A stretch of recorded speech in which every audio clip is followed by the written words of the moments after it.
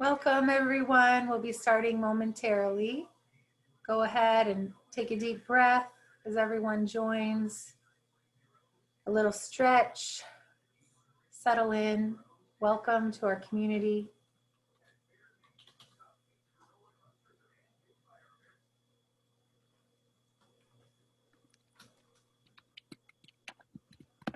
If you want to write into the chat where you're joining from, we love to see that.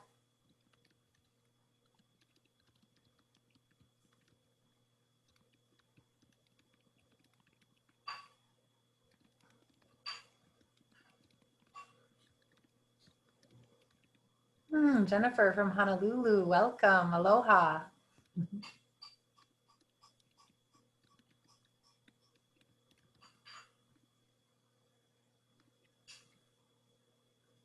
Hi Beth, welcome. Beth from La Jolla, California.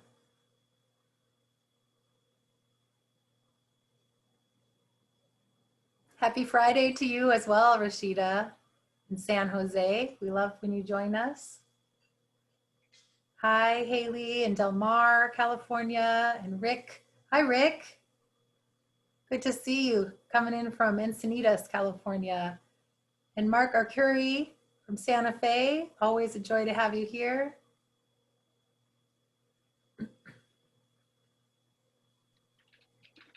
Okay, welcome everyone. So we're live on Facebook now, and just so thrilled to have with us today Dr. Ailey Cohen. We are really just so blessed to have you in our community, and we are going to be talking about U.S. drinking water regulation, contamination, human health issues, and what you can share with your patients today. So for those of you who are joining us for the first time, the Academy of Integrative Health and Medicine is a global interprofessional integrative health association working to transform healthcare, our bodies, minds, spirits, community, and planet. So this particular talk is so relevant for our community. And I just really want to welcome our special guest. Dr. Ailey Cohen is a board certified rheumatologist and integrative medicine specialist, as well as an environmental health expert. She is a faculty member for the AIHM Fellowship Program and co-editor of the textbook Integrative Environmental Medicine, which is just a really wonderful resource for our community. She is the creator of thesmarthuman.com, and this is a website that shares environmental health and prevention information with the public. And she's working to educate and empower the next generation to make safer, smarter lifestyle choices through the creation of environmental health and prevention curriculum for schools nationally. So Dr. Cohen, thank you so much for being with us, and we're just really excited about your presentation today. Well, I am thrilled to be here. I love this community, and I wish we could all be in California at some wonderful area, but we are going to work with this and make this a fabulous hour, I hope. So since I'm not tech savvy, I'm going to start because I have a lot of ground to cover. And I want to also leave some time for question and answers. So I'm going to get going, and I'm going to try to move at a reasonable pace. So let me go here. And I think, how do I start from the beginning? If you just move backwards, maybe you can click back your slides. Aha, thank you. You see? Thank you so much. You're on it. Need your support. Okay, so let's get started. So drinking water, out of all the topics that I have really gotten to know quite well in the last 6 or 7 years, doing research on these topics, really has come to the top, as figuratively and metaphorically floated to the top, is really the biggest issue for me. And I think the reason it hits me so deeply in my gut is that I really think that by body mass index, by exposure, by the fact that we all need it, it really is one of the most underrated, undervalued sources of contamination to the human body that people aren't really thinking about. And so I'm here to teach a little bit about that and kind of give ideas. Well, I'm going to give ideas about what we can do about it. So it's what the problem is, and then really what to do about it. And that's how I'm going to end the program, is a bunch of stuff on proactive approaches. Okay, so we'll get started. So the reason I like this picture is because pretty much this was actually in my slide deck before COVID, and now we have this in addition to COVID, in terms of, you know, contamination and environmental chemicals that we're all sort of know are there, but really don't know all the details. It's very overwhelming of a topic. And so we're really just going to focus on water as much as we can, so that no one really flips out. And then at the end, you'll be able to make some really smart decisions, perhaps for yourself, for your family, and actually for your patients, because ideally this information should hopefully go far and wide. So why should we care? And I mentioned a little bit about that in terms of contamination, but I think it's really important to know some of the numbers. So there are over 97,000 compounds or chemicals approved for commercial use in the US right now. Every year, the US imports about 42 million pounds of synthetic chemicals. Each year, about 1,000 new chemicals are put into use. 15 new polymers are patented in the US every week. There are over 800 likely endocrine disrupting chemicals that currently exist, and we'll talk about what those are, but essentially chemicals that affect our endocrine system. And believe it or not, only 5 chemicals have ever been banned in the United States under the Toxic Substance Control Act, which was passed in 1976 under the Ford administration. Now, as an anthropology minor in college, I like to bring in the concept of evolution. We've been evolving for over 4.5 million years, and these man-made chemicals have only been in our lives for the past 200 years. And that's a lot of change for the human body to experience in such a relatively short period of time. But before we go directly into why, you know, perhaps chemicals themselves are so toxic, we really have to think about big picture. You know, there are multiple factors that predict, or I shouldn't say predict, but influence disease. We have the environmental chemicals like toxins, EMF, food chemicals, personal care product chemicals, but we also have smoking, drinking of alcohol, good, bad, or ugly. We have exercise and other lifestyle changes. So essentially, and we have our genes. So it's this dance between what our body experiences from an environmental standpoint, our lifestyle and how we choose to live our life. And then it's also the genetic factors that we're born with. And so all of these things go into the potential for disease. My goal through all the work I'm doing is to try to get people to at least reduce the risk that we can control. I always say you can't get rid of your in-laws, but you can get rid of your air fresheners. So you want to be able to do the things that actually, no offense, my in-laws are great, but you want to be able to do the things that actually are doable and that you can make a dent in when it comes to exposures. So I put this slide up because I wanted people to understand, as we get into endocrine disruption and endocrine disruptors, which are chemicals that affect the endocrine system, how absolutely vulnerable and delicate the human endocrine system is. And if you can see this picture, you can see that we have so many hormones that control all of the physiology of our body in such microscopic ways. We're talking parts per million, parts per trillion, which is how hormones work, how we've evolved to have a very small substance like a hormone have dramatic physiologic effects.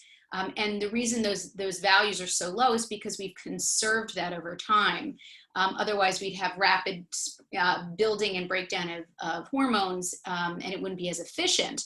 The problem is that many chemicals in our environment have been now found to actually disrupt, whether they increase or decrease or affect the receptors in terms of development or creation of these hormones, such as estrogen mimickers, or androgen blockers, which can affect all of the hormonal effects in the body, such as body growth, we know is part of the endocrine system, stress and anxiety response, sexual development and behavior in newborns and in the newborn brain, production and utilization of insulin, of course, insulin is a hormone, rate of metabolism, intelligence and behavior and cognition, fertility, breastfeeding ability, bone metabolism as people age into osteopenia and osteoporosis.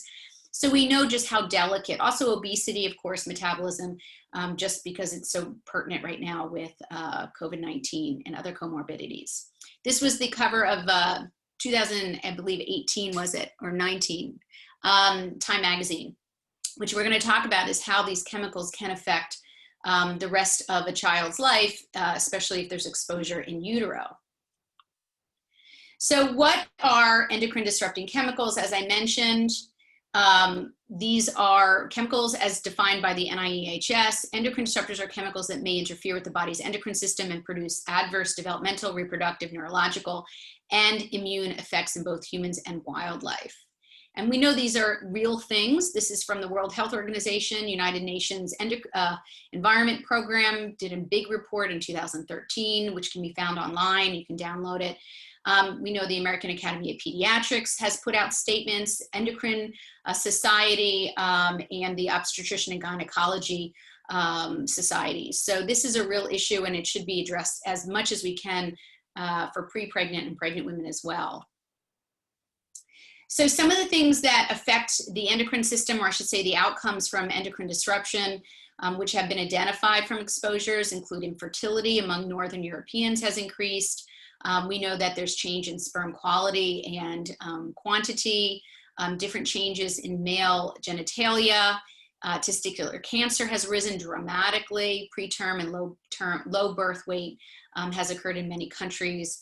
A trend towards earlier onset of breast development and menarche has been studied. We know this especially even among African-American young women. Global rates of endocrine-related cancers or hormone-sensitive cancers has been on the rise, and certainly obesity and type 2 diabetes has skyrocketed. Of course, there are other factors besides chemicals, but we know that these chemicals do in fact affect the endocrine system. They affect inflammatory processes and can make not just fat cells get larger, but also, for instance, fat cells to be pushed out through bone marrow to enhance that. So, and one other thing to mention about the last slide is that we know that these changes have happened so rapidly that they can't just be from genetic mutation alone. So these numbers actually really do point to an environmental component to this dramatic change in many chronic conditions, including for infertility as well. This is how chemicals, endocrine disruptors work. They actually, as hormones do, at very low levels. So for instance, I think I have a pointer here. We've always believed that the dose makes the poison, that the more you have an exposure to something, it's pretty linear, okay? But in fact, endocrine disruptors actually work like hormones, which is what's called non-monotonic. So at very, very low levels, you can see even the same or worse reactions or physiologic change as you would at high levels. But the most toxicologists for many different chemicals throughout our history have never looked at low levels. They've only looked at the higher levels where they believe toxicity would occur.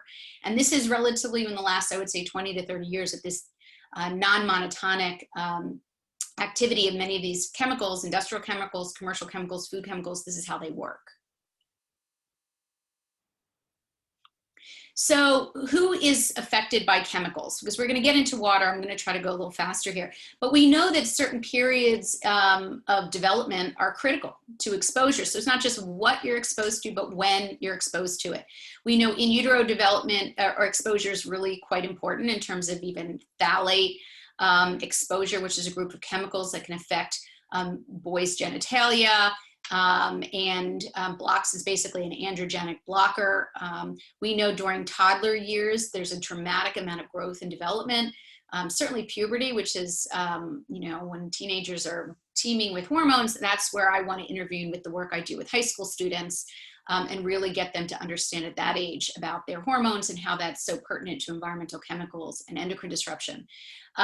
Certainly pregnancy, again here, and then of course menopause. People don't think menopause is hormonally active, but in fact it is. Even when you're losing hormones, there's a means of change, and the physiology obviously changes. So we want to think about these developmental periods and where endocrine disruption can in fact have its most effects.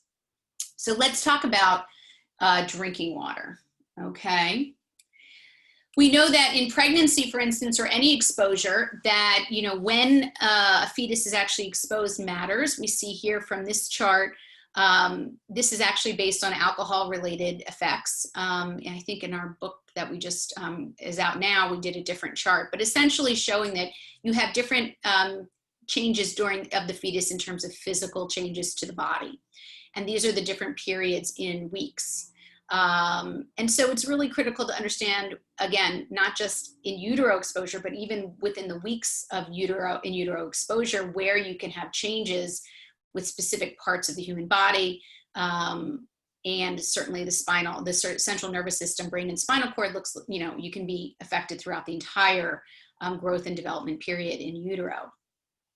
Again, many people are on board, many groups are on board in regards to exposures during pregnancy. So this is a really particularly important population that we need to reach out to, especially because of our risk of ADHD, autism spectrum disorders.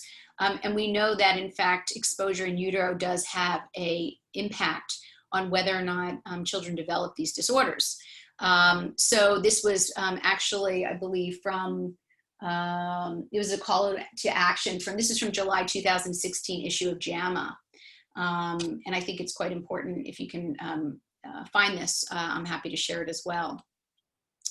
What we also know from pregnancy is that there can be transgenerational effects. I mean, as if the news wasn't bad already with what I was saying, but we also have these genetic effects that can happen in utero. And when you see transgenerational effects, basically what it means is that even though a mother is exposed, believe it or not, her multiple generations are exposed to that chemical at the same time, or radiation for that matter. So not only the reproductive cells of the fetus, but we also have the germ cells. So 3 individuals are essentially being exposed anytime that there's an exposure to anything, and that includes stress. We know this through the Dutch famine and famine during World War II. We know this now from the ACE studies of early childhood development, that there are exposures even in utero that, I'm not sure if ACE actually applies to that, but certainly the Dutch hunger, that we know that this has repercussions when a fetus is exposed to everything exposure-wise, but including stress. So children are uniquely vulnerable, and that goes for drinking water as well as chemicals that they touch when they're on the ground, their hand-to-mouth behavior, their immature metabolism, they're continuously developing. They also have more future years of life in terms of exposure. So, they're starting out much younger when they begin these exposures. So drinking water, we have a lot of things to think about with drinking water.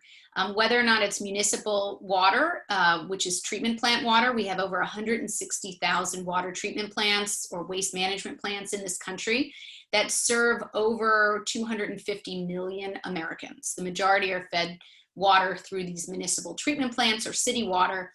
And we have about 50 million that are using well water.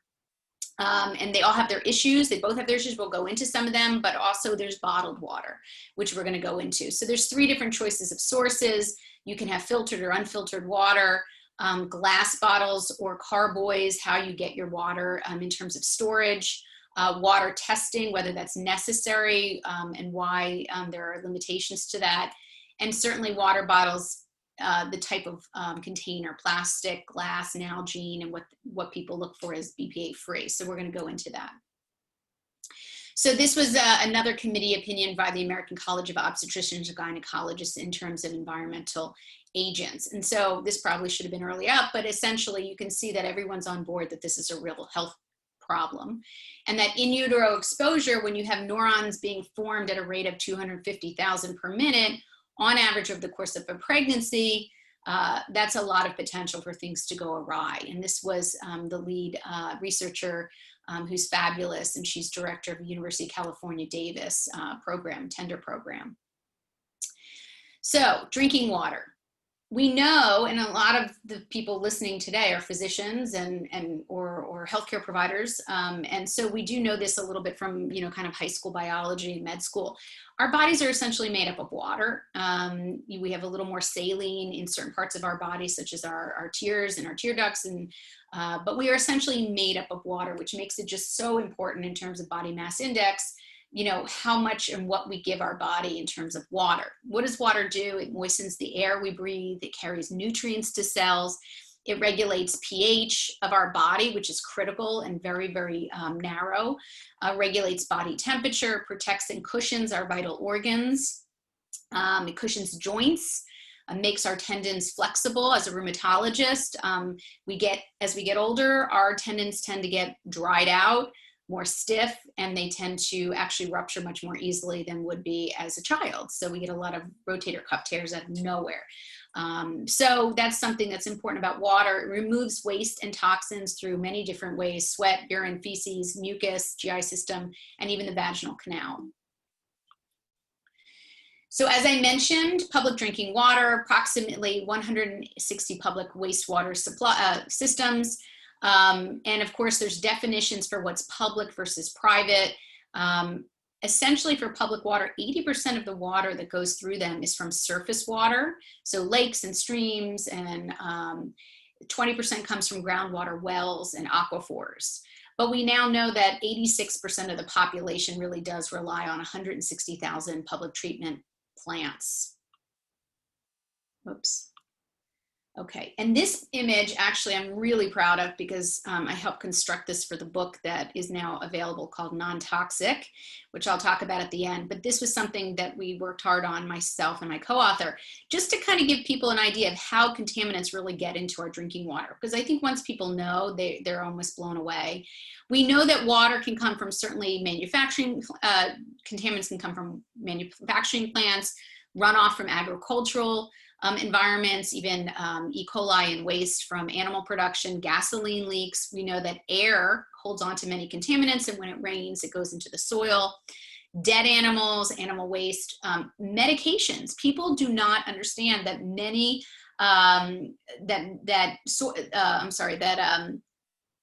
wastewater from toilets, actually that flushed water, which contains a number of medications, believe it or not, such as oral contraceptives and estrogens, hypertensive medications, antipsychotics, blood pressure medicines. I think I said that, but they all go down the water and they go into these treatment plants. And our infrastructure in our country is not set up to be able to handle sewage and waste runoff. And these medications are getting into our drinking water. As you can see here at the faucet, there's also nitrates, viruses. We add chlorine purposely, of course, to get rid of harmful bacteria, in order to make sure that people don't get ill in a large, obviously a large swath. But we have to be careful, because now we're drinking chlorinated water without filtration, perhaps, and that chlorinated water can kill off gut microbiome and really healthful bacteria in our gut, because these are allowable levels of chlorinated chemicals as well as detergents. So monitored water contaminants, these are generally what our laws cover in terms of what they monitor, and I will go into the law because it's very limited. But overall, these are the categories: microorganisms, disinfectants, again, disinfection byproducts that can come off of them. We have plasticizers that are monitored, so they are looked at, specific ones. Organic chemicals, such as heavy metals, there are upper limits of normal for what they call normal, the EPA. Pesticides, including arsenic, has an allowable level. And certainly radionuclides, radon, which is natural, but it also gets into our water supply. But it's important to understand this really key fact. All 160,000 water treatment plants are under one working act from the United States in terms of regulation, monitoring, and remediation. And it's called the Safe Drinking Water Act of 1974, which actually has some additional changes in 76. But essentially, under the Safe Drinking Water Act, only 91 contaminants are managed, are regulated, or I should say identified, regulated, and remediated if they're too high. And that's really critical to know, because as I mentioned earlier, there's over 90,000 industrial chemicals, microplastics, and a host of other contaminants we're going to talk about that get into our water, but only 91 are actually managed at these treatment plants. So to make it more simple, I wanted to show people that here's what's in water before a treatment plant. Before it runs through it, any number of, lead from pipes, pesticides, fecal waste medications, but we also have coal ash, perchlorate, which is a really important chemical that's from rocket fuel and airplanes, legacy pesticides like DDT, plasticizers, hydraulic fracking contributes chemicals to our water system and does not get washed off necessarily. We have storm and hurricane runoff, chemical spills, air pollution, Let me see. And it's important to know in air pollution chemicals, also we have bioterrorism and water security issues that we have to think about, as well as climate change. But I wanted to make one more point. Between 2013 and 2015, there were actually over 165 major chemical spills, fires, and oil pipeline leaks that damaged or threatened drinking water across the US. And that's only within a 2-year period, from 2013 to 2015. So again, everything's on the table for what can get in drinking water as we know it. Water contamination after a treatment plant, again, we have over 90,000 chemicals. These are specifically chemicals that have not been removed or cannot be removed given our current structure. Pfas chemicals, so these are the forever chemicals we'll get into, but they're the non-stick chemicals, Gore-Tex, Teflon, flame retardant chemicals, medications, microplastics. So let's talk about well water for a second. So well water serves about 44 million US households, very limited to no regulations. In fact, no regulations on testing unless someone sells their home. And if they sell it, there's actually just a limited number of chemicals that they have to test for. It's recommended that well water be tested every spring, given that there's changes through the season in terms of flooding or changes through fertilizer or animal contamination through feces, so nitrates. So any which way you look at it, if you have a well water source, you really want to think about not just testing it, but if you don't want to test it, my recommendation is to actually fix the water when it hits your tap. And we're going to get into that because no matter where your water really comes from, it really matters what you do before it hits your glass. So these are some of the contaminants in well water. I mentioned quite a few of them, but again, soil is incredibly absorptive. If you ever take a tissue and dip it in water, it runs right up the tissue against gravity. We know that soil works much the same way. So we really need to think about that when it comes to just wells, because many people who are not living near cities definitely are served by well water. And we know that this stuff makes the news, right? I mean, these are just some of the big stories that we've heard about. Flint, Michigan, Hoosick Falls with the PFAS chemicals. I live in New Jersey, so certainly Ciba-Geigy Corporation, the book Tom's River was a wonderful read if you ever want to read that. You know, we have over 160, I believe, Superfund sites, the most in the entire country in New Jersey. And to tell me that that doesn't get into our drinking water, particularly well water, I would be very surprised. We also have one of the highest autism rates in the country and one of the highest breast cancer rates in the country. So go New Jersey. Jacksonville, we know Camp Lejeune, we know that these are definitely been studied and documentaries written. We know that some of the chemicals that are used to clean off military materials and machines get into the drinking water and have been, you know, based on, you can see documentaries on these stories. Most military bases in this country are essentially Superfund sites because they have such runoff of so many chemicals used on military, you know, between firefighting chemicals and degreasers. So we really need to think about that. PFAS chemicals have been found really everywhere when it comes to military bases in the US. So lead is not just in Flint. We know that lead is everywhere. It's in New Jersey. Newark had a big, you know, to-do about it not too long ago. What does lead do? Well, we'll get into that, but lead is pretty much available through old piping.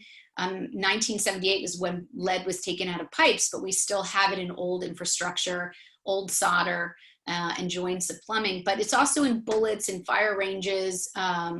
We know auto mechanics have high levels in general. If you have patients and you get an environmental history, including occupation, it's very important to get that kind of history. Particularly when it comes to heavy metal contamination.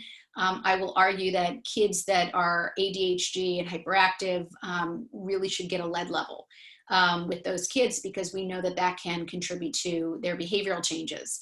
Half-life of lead in the blood is relatively short, but in soft tissue and in bone, it's much longer, so you need to get on it as quickly as possible. So what about schools, about drinking water in schools? This was very surprising to me, but not that surprising, to be honest. It turns out that schools are really held to a very low bar when it comes to testing lead in the schools.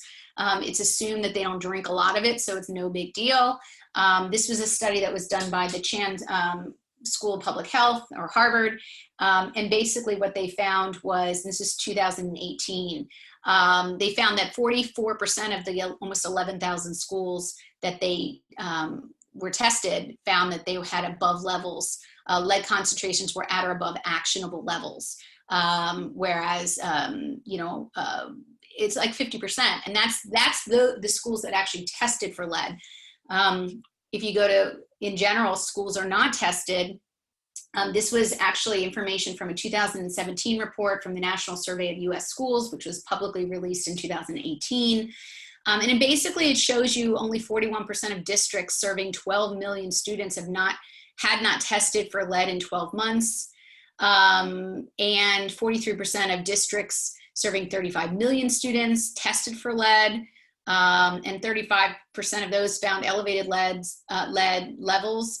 And 16% didn't know if they had been tested. There's no federal requirement for schools to test for lead in their water, and it's up to states. And only 8 states really require schools to test for lead.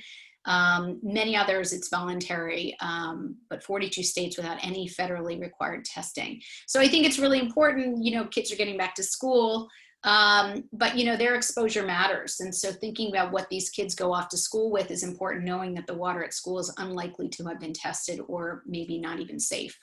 We know the World Health Organization says there is no level of lead exposure that is considered safe. So knowing that information, I think that's a really good way of asking, or at least reason to ask your patients, where do you get your water from? What do you drink from? Do you filter? Do you not filter? Do you send your kids with, a glass or stainless steel bottle to school filled with water that is actually clean? I think it's really important to know this with your patients if you have the time to go through that. Arsenic, both organic and non-organic, of course, comes from our soil, but also comes from pesticides and farming. It can get into our wells, it can get into our municipal tap water, but really can have effects on skin rashes, cancer. I wanted to mention with lead also that it, besides causing, ADHD and some emotional components, when it was taken out of leaded gas in the 70s, late 70s, IQ points went up across the country as well as incarceration. So we know there's an association between lead and this kind of violent behavior. So it's just really important to think about lead since it's so pervasive. Pfas chemicals, another group of fun chemicals. These are the non-sticks that I mentioned. Many of them were gotten rid of, but there are so many others that popped up, kind of like whack-a-mole. They're used for non-stick coatings on pans, waterproofing for raincoats, and couch protectants, Gore-Tex. But these are chemicals, because of their fluorination, are literally impossible to break down. They just do not break down. They're forever chemicals. And they're now known, among other things, to decrease the effects of vaccination in terms of the immune response. So they blunt the immune response. We know that they are endocrine disruptors as a class. And they're basically part of almost every military base that has found that in the water surrounding, in and around military bases. Health effects include thyroid disease, immune system suppression, as I mentioned, high cholesterol, obesity, liver disease, cancer. Many comorbidities certainly we're at risk for with COVID-19. There's no maximum contaminant level. In New Jersey, I believe they're coming up with a level. There may be a national level passed, but again, the question always comes up, what level is actually safe? Lead came down in its numbers over the past 50 years in terms of safety. Now we know it's zero safety at any level. So unless it's zero. So, we'll see how this plays out. And again, it's military fire training areas, and industrial sites, which affect wastewater treatment plants. So those are some of the most affected areas. And these are just some of the PFAS contamination military installments that we now know. This is from EWG's work, Environmental Working Group. Pesticides. Everyone's going to drink when they get done this, by the way, including myself. No, just kidding. I'm going to come up with really good stuff to think about. Pesticides. Over 1.1 billion pounds of pesticides used annually in the US, 6 billion pounds worldwide. Basically, we have some regulatory oversight, but essentially not enough to test for human health and toxicity, not only for the active ingredients in pesticides, but the inert or inactive chemicals that are often even worse. And we actually talk about this. We have a whole chapter on pesticides in the book, non-toxic. So I want people to understand it's not just what's active, it's also the inert. Many people are affected by pesticides in their drinking water, let alone their food, of course. And the US Geological Survey found that 90% of streams and 50% of wells tested for at least one pesticide. That was in 2001. So I can't really imagine how that can stay one at this point, 20 years later. In terms of atrazine, which is the one of the most highly used or greatly used pesticides, it's herbicide. It's basically concentrated mostly in the Midwest, but you can see that it's still quite, the levels are quite high when it comes to this US Geological Survey. Glyphosate, which we know as Roundup, which has just been removed from Mexico, by the way, and also has been removed from parks and recreations in Miami and probably in New York soon. Glyphosate hits home. It is sprayed in my backyard, 20 feet from my kids' bedrooms, 200 acres of farmland that we do not own, that we are managing with local farmers. Not an easy process. But I managed to convince our local farmer not to spray this year, and I'm connecting with a group that will help me with this farmer give better alternatives, especially on selective seeds that Monsanto/Bayer use. And again, this is in the book, so that people know how to navigate if they live in rural areas where glyphosate is a problem. You can see the enormous growth of glyphosate. It's insane. And glyphosate is known to be a probable carcinogen. It's pervasive. We know lawsuits have been huge and piling on. So I'm hoping that this will be wiped out in the United States. Europe is already considering banning glyphosate. And this is actually my backyard. Forgot the slide was here. This is my house. It's a barn, and we live on the corner of 200 acres of preserved farmland, but this actually is a section that's owned, or actually it's not preserved across the street, it's preserved, but this is 200 acres of farmed land by a local farmer. And so it's been a really tough thing to manage. This is interesting, again, to show you how farming chemicals actually percolate through the soil into groundwater, which is not usually that deep, goes into aquifers and actually makes its way to wells. Here's a monitoring well. Again, that's how things work. It's just very absorbent. Hydraulic fracking, a whole host of problems. We know that water around hydraulic fracking areas have been found to be contaminated and have limited regulation on them, but a whole host of health issues. Microplastics, we know this coming from our drinking water. We know that washing machine runoff, microfibers from our great fleece jackets. I just read a report about blue jean fibers that are ending up on the bottom of the water in Alaska, which are now pervasive. So we do see that water from just even a washing machine runoff will make its way, and microplastics are part of that problem. Here we go, plastic fibers in tap water around the world. And reports that show that not just having a violation at one of the municipal treatment plants is a problem, but they're not even remediated. So this has to do with violations that were found by the NRDC report, showing that even if there was a violation that affected water populations, which in here it looks like 27 million, 1 in 12 people were affected, that there was little to no repercussions for that.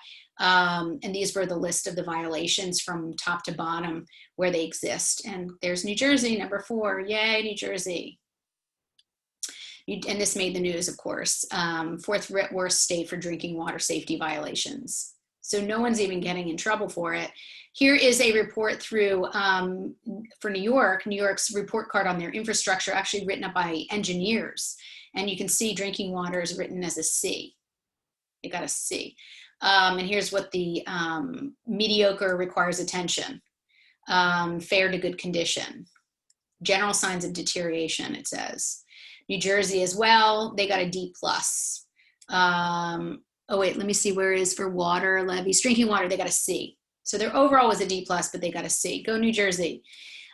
Cumulative risks analysis of carcinogenic contaminants in the United States. So this report actually came out not too long ago, and it basically showed, let me get the number. It basically showed, where's the statistic? Here it is. It was from looking at studies from 2010 to 2017 in the contaminants, and it indicated that over 100,000 lifetime cancer cases could be due to carcinogenic chemicals in tap water.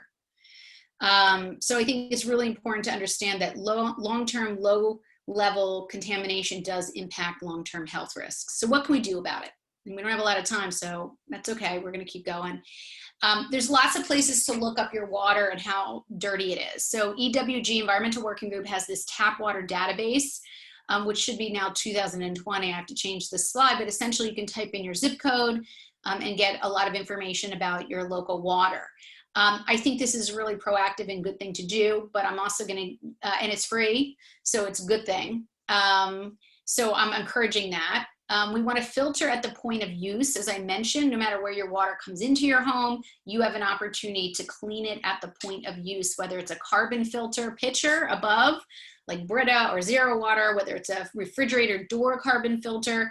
They're fair. They're not bad at all. They're good, but they're not always the best you can do. And we're going to talk about that. But for cost purposes, people who don't have $300 to get a reverse osmosis, which we'll talk about, although I can tell you that these pitchers, having had a Brita for years, the cartridges actually add up to quite a bit of money, and you're almost better off in many ways putting in an RO filter, which doesn't have as costly change out filters. So it's just upfront cost. But carbon filters are excellent. People should at least try to use them if they have no other options financially or other. But then, of course, you have different types: carbon, distillers, reverse osmosis, ion exchange, UV filters, water softeners.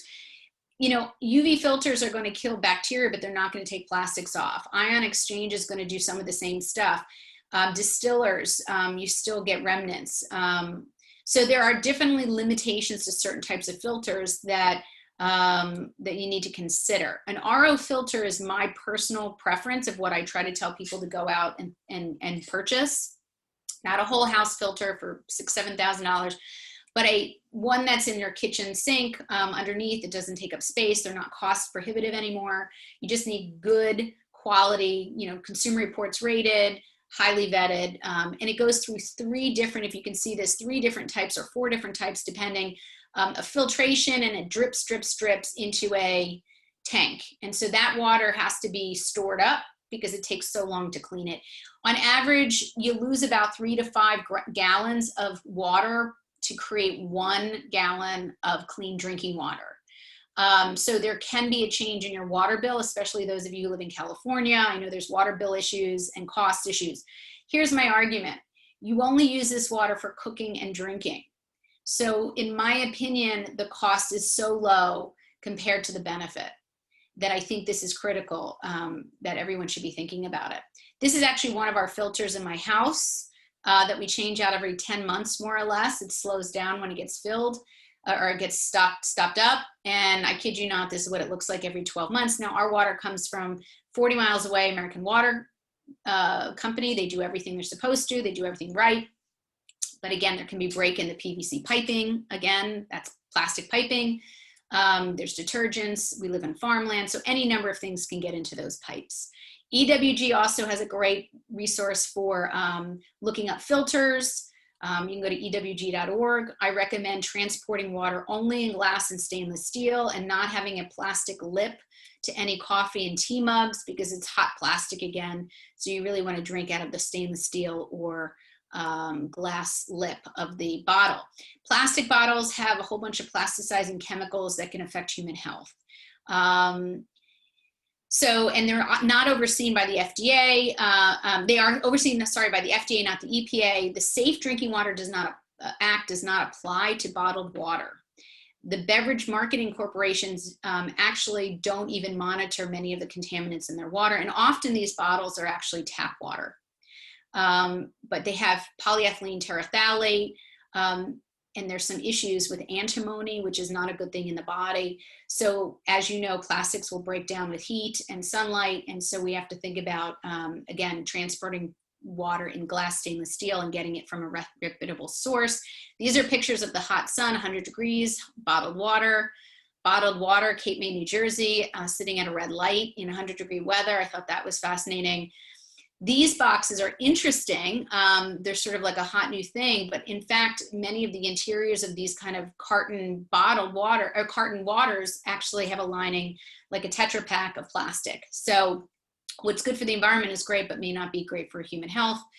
Definitely consider getting your annual water quality report, because you are by law allowed to get that if you have municipal tap water, and get that report, and you're entitled to get that once a year. Take home messages as we finish up. Municipal and well water in the United States are a major source of contamination, which do actually and can actually lead to chronic health conditions. You want to filter at the point of use, fill up at home, carry your water carefully and cleanly, especially in pregnancy, the elderly, immunocompromised. You want to think about water cleanliness. Use a bottled water if there is a known emergency contamination, like obviously a spill or tornado. Of course, use bottled water, boiled water. But again, long-term use of plastic bottle use is, I don't recommend it. Check your annual report, and you actually can reduce these exposures. Again, use filter, fill up at home. Okay, here's some resources which you guys will have. I want people to feel empowered. That's always my motivation for the book, for The Smart Human. It's not about Debbie Downer and feeling defeated. It's about really understanding the issues and feeling like you can take these on. Educate others, including your patients who need this most. If you want to learn more, I did a TED Talk called How to Protect Your Kids from Toxic Chemicals on YouTube. It's 13 minutes. Even patients find it entertaining. Talks about why I'm here and what I'm doing and how my dog passed away. And it's kind of heartwarming, but you want to convince your patients that there's a reason to make changes. And then finally, the book on the left is the textbook that I wrote with Frederick von Saal, amazing, renowned professor who was actually largely responsible through his research for removing bisphenol A or BPA from baby bottles in 2012. That was his work and his colleagues. And then of course, this is out today, Non-Toxic Guide to Living Healthy in a Chemical World. Actually, it's out Tuesday, but it's available now and I'm promoting it today and onward. So it's really broken down into chapters: drinking water, personal care products, pregnancy and what to think about, a whole chapter on that. Detox is one of the chapters on how to do it naturally, nothing wacky. EMF radiation is a whole chapter, and how to use your tech toys safely, not to get rid of them, but just how to use them safely. So I'm hoping that people find this entertaining, empowering, humorous. So please consider with your patients as well, to tell them as well. And that is it, I believe. Oh, The Smart Human, I post Monday, Wednesday, Friday on Facebook, Twitter, Instagram, all things nuggets on environmental, mental health and prevention. I don't sell anything. It is squeaky clean. I'm hoping to work with Princeton University moving forward. We're working on something for peer leadership around the country. So again, I can't be commercially connected in any way. So this is squeaky clean for patients as a resource and for you and your family. And that's it. Dr. Cohen, this is just so amazing. I mean, all this information and just your work, I just really want to commend you. And, you know, having worked globally, you know, my big question is, when we finally get around to really studying the impact of this globally, there's no doubt in my mind that the results are just going to be staggering on the impact and really to our own human health and the health of the planet. I just really commend you for all the work that you're doing to educate the public and to also work with doctors and clinicians around the country. This is such an underlying important factor. It's like, if we don't fix this, if we don't address these absolutely basic parts of what creates our health, we will not be able to turn around the chronic illness and the continued rising of challenges that we face. And so I really believe that we have to come together as a global community, as practitioners, as parents, as educators, you know, teachers, the environmental movement, patients out there, all of us, to really, you know, demand our rights and to figure out how to reverse some of the damage that's been done and continues to be done. I think you're absolutely right. And I will tell you from personal experience with patients that when people start pulling some of this stuff into their lives, where they're cleaning their drinking water, they're getting rid of cleaning products that are harmful, they're getting rid of air fresheners, they're sleeping more, because sleep actually clears chemicals from the brain. They're managing stress. They're, it's like every little bit has a little percentage of improvement, but when you combine all of these things together, it is absolutely remarkable to see symptoms fall off without any medication. And I think if you have the luxury to see someone who doesn't have any really acute issues, obviously we know what those are, and you have someone who's a willing participant who may be able to follow recommendations, on just very simple stuff, it's just remarkable how little medicine you may actually end up needing to really make people feel better. And I agree, it's a big issue. And we don't learn this in medical school. I mean, I think most of us in the AIHM program, integrative doctors, functional medicine folks, we know that there's a loss here, that we're not learning this in training programs for doctors. It's absurd. And the fact that we have to do this after the fact in extra, fellowship programs and whatever is just really kind of got my Jewish up. So I think a lot of my work has to do with the fact that I think we were wronged as practitioners, and we got to get back in there and do the fight for our patients. I think this is you can look to some comparisons to the cultural shift that happened with cigarette smoking. You think about when cigarettes first came out and you had doctors, doing actual advertisements, and everyone could smoke everywhere, even on planes, and that it took decades to actually shift the consciousness, but also to educate, because there was so much miseducation and misinformation for so long. Yeah. I think that is part of where we are today, is that we are in that process of educating, and we are in that process of really waking up to the fact that these things have to change and they have to get addressed. And the more we coordinate and start working together, I envision, teachers in schools. This is why I love your work with high school students. I'd love you to just maybe tell us a little bit about that, because truly, they are the next generation. And if they right out of the gates are actually educated about these things, then we will be more successful in realizing our goals around protecting the environment and our own health. So just in brief, I mean, I think if you watch the TED Talk, I think I do more justice the story, but essentially I kind of stumbled across the fact that doctors weren't listening to this kind of conversation. And then I was in my kitchen and I overheard my babysitter was talking about some her personal care products. And then she just asked me if it was hurting her, if it was toxic.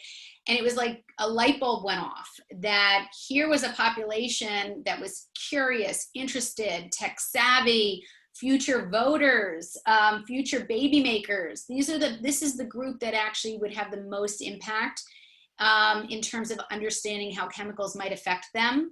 And they're just interested. And so I didn't know they were interested. I just wanted to test the hypothesis. So I started working with a really amazing science head of science in Princeton, New Jersey at the public school. And she said, come on in and do whatever you want. So I started doing pilot projects, and I was overwhelmed about, people would pack the rooms. I'd have lectures like, whatever, my cell phone's killing my sperm count, and the whole room would be filled, or my antiperspirant's killing me, ? And they would show up because you have to make it sexy for them. But I realized that they want this information, and the feedback, pre and post testing, all of it was in the right direction. I kind of hit jackpot. And so now I'm working to make this a bigger thing. I actually lecture at a lot of the local high schools often, but I can't put all my time into all of that. I test out my curriculum and think about that, but I really want to make this something global, because I think it'll have just the most impact if there's a national curriculum that people can tap into. That's great. Could you bump your slides back one? We're having a request for that resource page, maybe one or two. There was like a list of resources. Oh, okay. All right. And I would just like to also, you've mentioned a couple of times on this, in this talk about the environmental working group. EWG is an amazing resource in so many ways. They have really, they have apps and different resources that are just very easy to use. And it's a great place to start if you are really just beginning on this journey and want to learn more for your family. I'm sure there's lots of, right, you can see that right there, the EWG Skin Deep database. They also have an app for, you know, the Clean 15 and around also healthy vegetables, and that's Healthy really, Living is their app. They also have you can look up Healthy Living is how you can look up their food, and I believe also the personal care products, because that's what I do with high school students. They download the EWG Skin Deep database, and then I toss tampons at the jocks and, you know, body spray at the girls, and everyone giggles, and then we kind of look through the ingredients, and I let them pick, you know, safer products, let them figure it out, and then they're armed and ready to go. So yeah, they're a wonderful resource in our curriculum as well. great. So we only have a few more minutes. If we can share our screen, if you can unshare your screen. Sure. And then. Oh, did I unshare? Yes, I think we're good.